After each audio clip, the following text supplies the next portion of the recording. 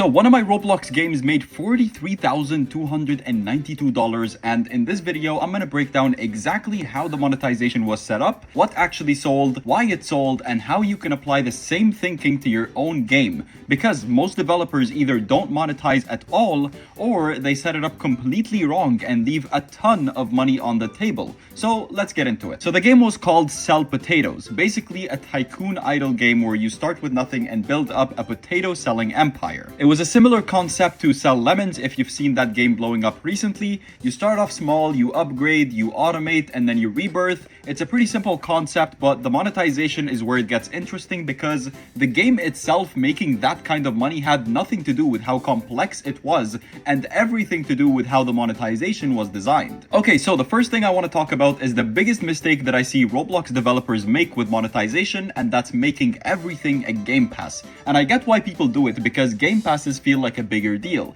They have higher prices, and one sale feels more significant than a cheap developer product. But here's the problem with that thinking. A game pass is a one-time purchase. Someone buys it once and that's it. They never need to buy it again. Which means the only way to keep making money from game passes is to keep getting new players into your game. Developer products, on the other hand, are consumables, meaning a player can buy them over and over again, and that changes everything. Think about it like this. In e-commerce, the biggest brands in the world aren't selling luxury items that people buy once. They're selling toothpaste, supplements, things people buy again and again.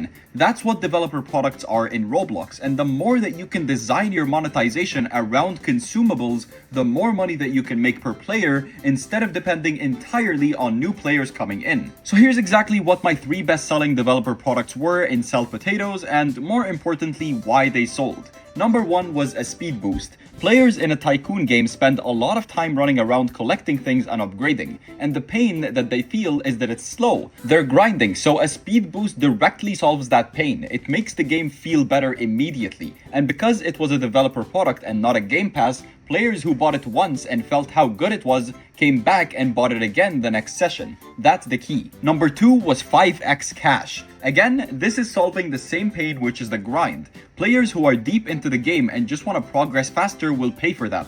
And the important thing here is pricing it right. You don't want to price it so cheap that it wrecks your in-game economy, but you don't want it so expensive that people just don't bother either. Find the middle ground where it feels like a no-brainer purchase. Number 3 was auto collect. So in Sell Potatoes, players had to manually collect their potato earnings, and a lot of people just didn't want to do that actively. They wanted to play more passively. Auto-collect solved that directly, and this is something that I learned from watching how players were actually playing the game, which I'll get into in a second because that's where a lot of your best product ideas come from. And that's really the whole framework behind good monetization. Your best-selling products are always going to be the ones that solve a specific pain that your players are already feeling, not features that are nice to have, things that feel like must-haves because they're removing friction from the experience. Speed Boost removes the pain of moving slow, 5x Cash removes the pain of grinding, Auto-collect removes the pain of having to actively manage everything. Every single one of my top sellers in that game solved a direct problem players were running into, and the way you figure out what those problems are is you actually go into your game and watch players.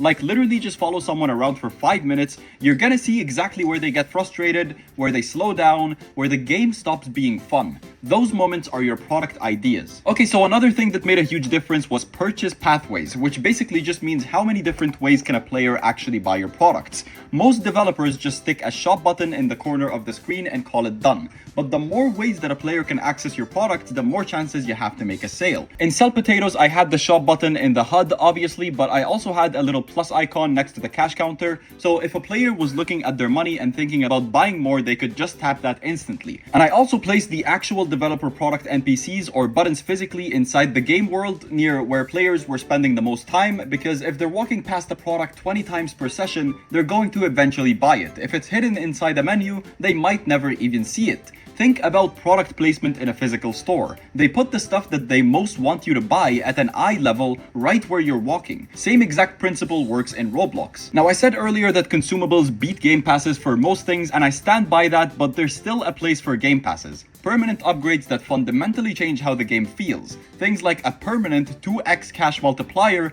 or VIP access, or an exclusive cosmetic. Those make sense as game passes because the value is genuinely permanent. Just don't make the mistake of turning things that could be consumables into game passes.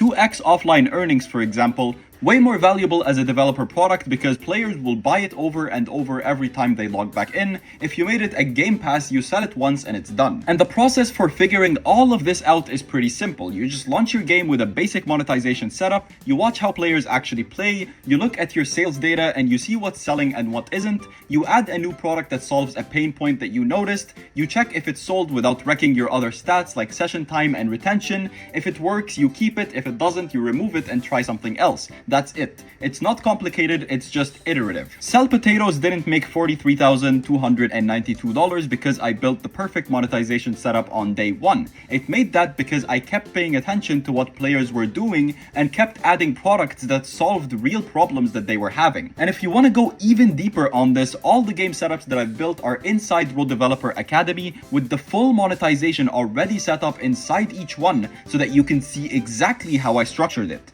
Link is going to be in the description. Subscribe if you want to see the next one, and I'll see you there.